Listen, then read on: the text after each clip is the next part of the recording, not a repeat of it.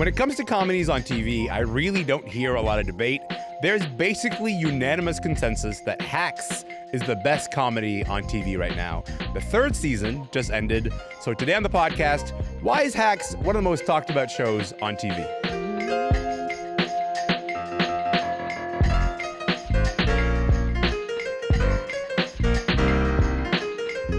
I'm Alamin Abdul Mahmoud, and this is Commotion. Listen, in case you've never seen an episode of Hacks, let me just set it up for you real quick. Hacks is about an older comedian named Deborah Vance who works with a younger comedy writer named Ava. They're kind of immediately at odds, like literally from the pilot. Deborah's part of the old guard of comedy, whereas Ava is progressive and sometimes painfully woke is how I would describe her. But their relationship grows over the course of 2 seasons. And then finally, in season 3, we see it blossom into, let's say, a true friendship. We also see Deborah grappling with some of the issues that she used to dismiss. Season 3 just wrapped last week. And I've seen a lot of critics say, look, this is why Hacks is the best comedy on TV right now. Cassie Cow is here. Kevin Fallon is here. We're ready to talk about this. Kevin and Cassie, welcome to the show. Thank you. Hello. Listen, but before we're going to get straight into it, okay? We're straight to the final episode. Deborah is accepting an honorary degree at Berkeley, and then there's a supercut of her old racist material that goes viral. Students are planning a protest. Here's how Deborah and Ava react.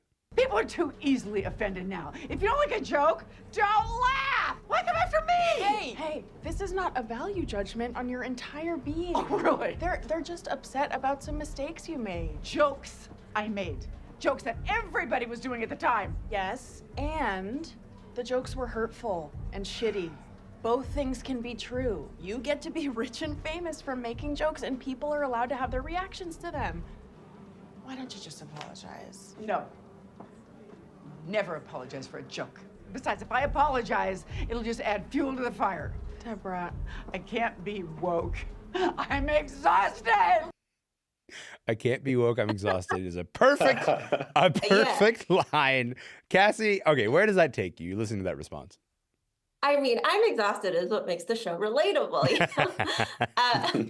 I think that conversation that we heard is such a good distilling of the primary discourse that we have around comedians getting canceled, and is there really cancel culture? And other stuff that they said in that scene I think really resonated with me, where Deborah Vance really talks about how they didn't really call it cancel culture before it started happening to a bunch of white men. That was just happening to people that were representing minority groups all the time, getting squeezed out of the entertainment business for no good reason. And also she said, I'm old, I don't have the luxury of going to Europe to wait it out, which is a direct nod to Louis C.K. And of course, we all know he came back and won a Grammy. So there really is no such thing as cancel culture anymore, is it? Yeah. But I think what really touched everyone is her saying, I was just doing my job. And I think that's, like Ava says, both things are true. She was, of course, just doing her job, but the people that are reacting to it are also reacting to it out of context. So she also has to respond to it out of the original context of the joke. Yeah, there's something really remarkable at what this show does, which is both it has no right to be this smart and funny at the same time, but it really sort of walks that line so beautifully. Kevin, how do you feel about the way that it sort of tackles comedians and cancel culture in this episode? I find it brilliant and nuanced because it's against the backdrop of this exhausting for me trend of veteran comedians like Jerry Seinfeld complaining and whining about how people can't be funny anymore because things are too progressive. It just happened 3 weeks ago. Yeah. Yes. And I thought the show throughout the season, not just this episode, tackled that argument brilliantly, because we see through Deborah Vance a person who eventually listens, takes in the culture around her, and realizes that she becomes better when she evolves. And that's the thing that I think is missing from this greater sort of wine fest that's happening with the Jerry Seinfelds of the world, is that all that's happening is that they don't want to make the effort to be funnier and to evolve and to listen. And when you do that, everybody wins. And I think that's the sort of argument that Hacks has made so well about the industry right now. I'm really compelled. So I'm new to Hacks. I am sort of working my way through Hacks right now. I'm in like the middle of season 2. I'm not even caught up to where we are now. But right from the get-go, Cassie, you know, Hacks makes this argument that I think it's literally in the pilot where it says there is no line, you just have to be funny. That's this original argument that it makes. There is no line in comedy, you just have to be funny. And I think it's sort of an argument that it sort of repeats over and over and over again because it has Deborah Vance getting away with certain jokes in the show that you kind of go like, wait, you can't say that anymore. And then you kind of beautifully have the foil of Ava being like, hey, Deborah, you can't say that anymore. And they're having conversations across the comedy lines. And to me, that's how this show sort of presents itself with some accountability of like, here are the jokes that you keep saying you can't make anymore. They're funny in the show. And also, someone is in the room going like, is that still really funny? And I want to talk about the way that they treat accountability in the show, Cassie, because Deborah has to take some accountability for her past in this particular season. How believable is it, do you think, to see a comedian or any public figure really going, you know what, I may have made some mistakes. I may have messed up in the past. I think that it was so great of the show to do an episode on it. I actually wish that they had made a bigger deal of it. I kind of thought that they wrapped up that episode a little too cleanly, a little too like easily, that Deborah Vance didn't really take that much convincing to go sit in like an auditorium of students having grievances with her material. But I think it really points to like the way that our culture is shifting right now. If you're a public figure of any notoriety level, even just like a TikTok star, a micro influencer, as we call them, like it's not like it's not like if you're going to get called out for doing something that people won't like, it's just when, like that's just the level of exposure that all of us have at this moment. It's everyone will be apologizing for something. You will be making a mistake on camera anyway. Yeah. And so I think that we're seeing a lot of shift in the culture already of people being much better about handling like PR things like this, where people are now taking it as an opportunity to grow their brands and themselves and to like create better relationships with their audiences. However, we still see those mistakes being made all the way up to the really, really big stars, even stars like, I mean, like we talk about your Jerry Seinfelds and all that who are like out of touch and won't apologize. But really, like even stars that we associate with being really in tune with their audiences, like a Taylor Swift, still won't apologize for like their jet emissions and things like that, which they could make go away very easily and turn into a positive spin about caring about the environment or whatever, but people's egos get in the way. So I think it's like really good to have that portrayed and seen so plainly for what it is. I love that you made it a little bit about Taylor Swift. I'm always game for that. I know how to get you. That's never going to be a problem on this show. I would say also like what Hacks does really well is like it has all these like really great insights into how the entertainment industry works. I want to play you guys a scene. Ava's agent Jimmy is giving her ideas of scripts to work on based on what networks are looking for.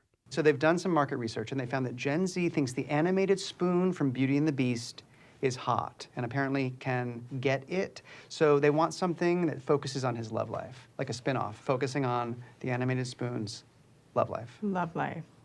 All right. Okay. Give me another one. No spoon.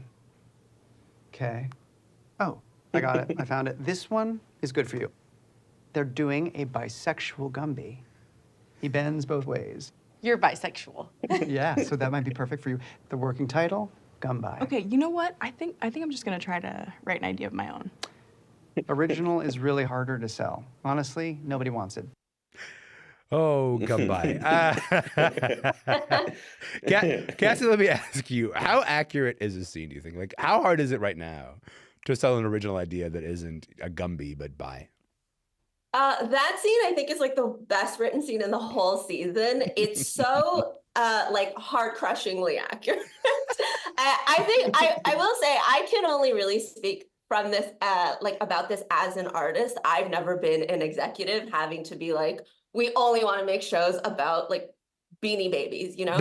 But Sure. But I do think there's such a thing where you're an artist and your job is just to create. Like you can't possibly also be bothered with like how the markets are moving and all of that. That's too much responsibility for the artist. Yeah. And so you go and you pitch these ideas, but you just are never sure, honestly, if people are against your original idea or if your original idea kind of sucks a little bit, you know?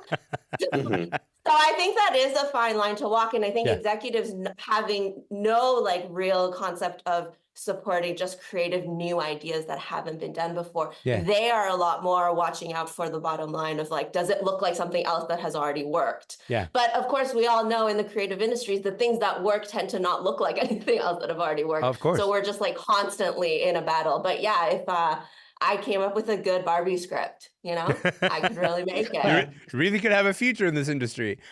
Kevin, let me ask you, what stood out for you this season, just in terms of like where they wanted to pick their battles of the dysfunction in the creative industry? I mean, what I loved about it is that the call is coming from inside the house of sorts. I mean, this is a show that in the US airs on HBO, Yeah. which is a part of Warner Brothers, which made Barbie. Yeah. Like it's, you know, they're attacking the very system that allows the show to exist. Yeah. And I find that to be brilliant. I love every time they talk about Deborah's battle to be a woman in late night, because the way they portray that journey really mirrors the stories that Joan Rivers have told, that Chelsea Handler has told, that, you know, anybody who has tried to break into that has told. The sort of absolutist, you know, it has to be Teflon, you know, otherwise you're not going to get this opportunity. Yeah. The fact that you, even if you're the most qualified, you're still number 2 or 3 or 4 in line. You know, that part of the storyline in Hacks this season I thought was brilliant. Yeah. And again, I love the fact that it's coming from a company that actually does make these decisions. You know, it's attacking the parent that grants these opportunities. I gotta say, Kevin, like the thing that is working for me most in Hacks is it reminds me of dynamics that I really like in 2 shows that I really love. I really love Veep and I really love Succession. And with Succession, it's sort of borrowing this idea of like, you have these people who are funny separately, but they're really funny together. And so much of the show's journey is like, when are these people going to find themselves in the room together next? And like, there's so much of that as you kind of watch Hacks, you know, like the idea of like Deborah and Ava, like, oh, they always like concoct some reason for them to be going to like, oh, there's a speech here, or there's this thing here. And it never feels forced. And you just kind of like love the dynamic of the 2 of them hanging out. And then with Veep, like, it is hard to write this many jokes into a show, but like Hacks has like more than a joke a minute, you know, like the real pace of the show is incredible. When you think about Hacks, what is the magic thing that makes a show the best show on TV right now? For me, it's the love story between Ava and Deborah. It's so tortured and beautiful and hard to watch and relatable, and the power dynamics swing every single episode. It feels like it's such a rich relationship drama to me, while also being funny. I just find their dynamic, and especially with the acting from Hannah Einbender and Jean Smart, to be just mind-blowing. Cassie, last word to you on this. People are calling this the best season of Hacks yet. We don't know if this was going to be the final season until right after the finale aired. Turns out they're going to come back for season 4. Do you want to see more, or was this actually kind of the perfect way for it to end? No, I absolutely want to see more. Okay. I really agree with Kevin. I think that this show is honestly unique in the slate of shows across all the platforms that we have right now for portraying like such a complicated, nuanced, and like real relationship between women, but also it spans like a generational divide. It spans, it like creates a work dynamic as well as a personal dynamic that meshes together that we don't see before.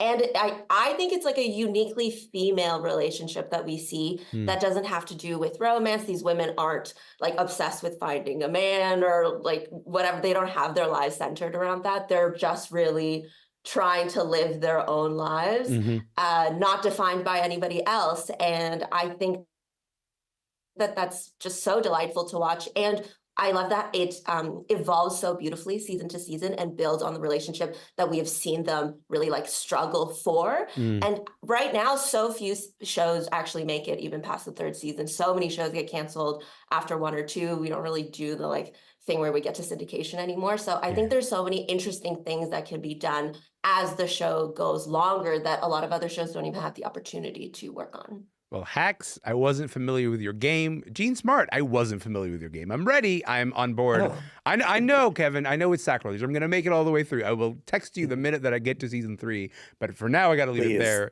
Kevin Fallon, Cassie Cow, you guys are the best. Thanks for being here. Thank you. My pleasure. Cassie Cow is a comedian, writer, and actor from Toronto. Kevin Fallon is the editor of the Daily Beast, Obsessed in New York.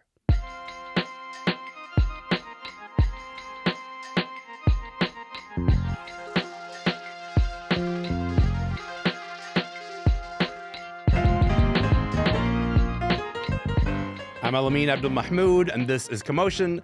So last Friday, the final batch of the Canadian Screen Awards were handed out. And once the awards were over, let me tell you, there were like a couple of clear dominant forces that cleaned up nearly everything. Blackberry won a total of 14 awards, including the top prize, Best Motion Picture. And in the TV category, Little Bird took home 13 trophies, making it the highest awarded television show in CSA history. Teri Hart watched that big show on Friday. She's here to fill us in. Teri, good to see you, friend. Hi, Alamin. Listen, I'm happy to have you here. What was the biggest surprise for you from the Canadian Screen Awards evening? I mean, I don't want to be like a total sycophant here, but You can be.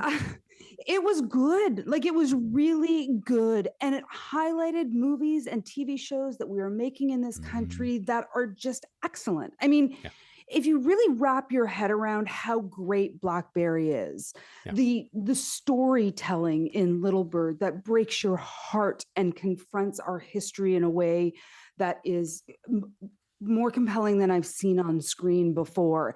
And I have to mention Bria Mack Gets a Life, which won Best Comedy Series. And yay, Bria Mack. I mean, if you haven't watched it, get into Bria Mack Gets a Life. It's fantastic. So, I mean, it's not that it was a surprise, but every year the CSAs just kind of ignites me again about the excitement of the stories and the movies and the TV shows that we're making in this country. And it did it again this year. And Mae Martin was great as the host. I really, really enjoyed them. Mae Martin coming out dressed up as the worm from Dune in front of Denis Villeneuve, director of Dune, who was receiving the Icon Award, was just like one of those highlights that makes Mae Martin exactly the right host for a night like Canadian Screen Awards. I love that so much. Okay, let's get into one of the big winners of the evening. Let's listen to this. Yeah, what can I do for you? Okay, picture a cell phone and an email machine all in one thing. There is a free wireless internet signal all across North America, and nobody has figured out how to use it. It's like the Force. Sorry, have you seen Star Wars? No. Oh, man. Okay, that was from the movie Blackberry. Jay Baruchel, Glenn Howerton star in that movie. That movie made history at this year's CSAs for the most awarded title ever. Look, listen, it won Best Motion Picture, but also like Jay Baruchel took home the acting award. Matt Johnson took home the directing award. Why do you think Blackberry works so well, Teri? Why do you think this movie cleaned up at the CSAs? I mean, because they did something that we don't normally do in this country, which they made a really, really fun movie based on a true Canadian story. And I mean, listen, I love Canadian movies, but we've all heard the stories, right? They're weird. I mean, there's a book called Weird Sex and Snowshoes about Canadian movies. We make right? weird, serious movies. That's sort of our traditional cinematic footprint is that lane. Yeah. And Blackberry is not weird, other than, you know, Matt's a bit odd in it. But I mean, it's weird in all the right ways. It's really, really funny. Everybody has a story about themselves and a Blackberry. Yeah. And and it is, it feels like the Hollywoodification of a real Canadian story. I mean, they picked the parts of the truth that matter. They augmented other things, which Hollywood movies do all the time in terms of based on a true story. Yeah. And I think that, you know, Matt and his writing partner, Matt, they were like, we're going to do this. Matt Johnson, Matt Miller. Matt. Yeah. We're going to take this nugget of something that Canadians are familiar with and know, and we're going to ratchet it up, and we're going to cast these two guys who are giving performances of their careers in Jay Baruchel and Glenn Howerton. And it's it's just a super fun watch. And I think that that is, people want to have fun going to the movies. People want to walk away knowing something and maybe have some water cooler conversation, but they also want to have a bit of a good time. And Blackberry ticks all those boxes. I have to say, watching Blackberry, like Jay Baruchel, I've watched a lot of Jay Baruchel movies. He's using comedy muscles in that movie that are, different than the other comedy muscles that we're used to him using, and I would say he's also using dramatic muscles that we've never seen him. That's exactly right. Right? Like, we're used to Jay in a certain way. And there's something about Jay in this movie in Blackberry that it's like he's really living in this character. He's in the shoes of this character. And that is more of a dramatic bent on it than leaning into his comedy chops that are so well honed. No, totally agreed. Tom Power got a chance to talk to Jay on Q about but the reason why he accepted this role. Here's a bit of what Jay told Tom. When a movie like Blackberry that is like a small Canadian movie that I won't say they were talking me out of doing, but it was like, because it was potentially in conflict with a big American thing. And it was always like, why would you choose this thing? Well, it's nice when a year later, after an ovation at Berlin, when we come down to LA to show it, and every agent that told me, I should have done the other thing, it's like, this is incredible. You guys are amazing. How'd you guys do this? What's the budget of holy just like, and that's what happened on Goon too. And it's just like people down there have to be reminded that we're more than just a service industry. What do you make of what Jay Baruchel is telling Tom Power there? Well, I think what's interesting is that he is saying we're more than just a service industry, right? Like, we know that Toronto and Vancouver and Hamilton, all kinds of areas in this country are hotbeds for production of American movies. They come here because of the dollar. They come here for tax credits. They come here because we have the best crews in the world, but they're not telling Canadian stories. And what Jay has done with Blackberry and with a huge aspect of his career, and he mentioned Goon, he mentioned Trotsky, is tell stories that are particularly Canadian. And that is culture, right? Like, movies and television shows are a stamp of where we're at in this country. They are a record. And if we are not telling our own stories, then what is our record? And I think Jay really recognizes that. And I think he's obviously saying he's come up against that because he's so talented. He's wanted to be in a lot of productions. And when the other thing is, when American things shoot here, they have to cast a certain percentage of Canadian actors. So Jay has been cast in a lot of American things because he's a Canadian and he gets to be in that role for the needs of that production. But he knows he's not telling Canadian stories. Blackberry is a Canadian story. Goon is a Canadian story. And he recognizes that that is our history and it is important. And I love what he said there. And I love that there are artists like him that are staying in this country and making Canadian movies. Yeah, they're specifically turning here to tell these stories. Listen, before I let you go, I just want to play you a quick clip real quick. The Radius Awards went to Canadians who are making waves globally. This year, the winners were Lamar Johnson, who was in The Last of Us and Brothers, and then Devery Jacobs, who was in Reservation Dogs, of course, and then Backspot. I want to play you a little clip of Devery Jacobs' speech.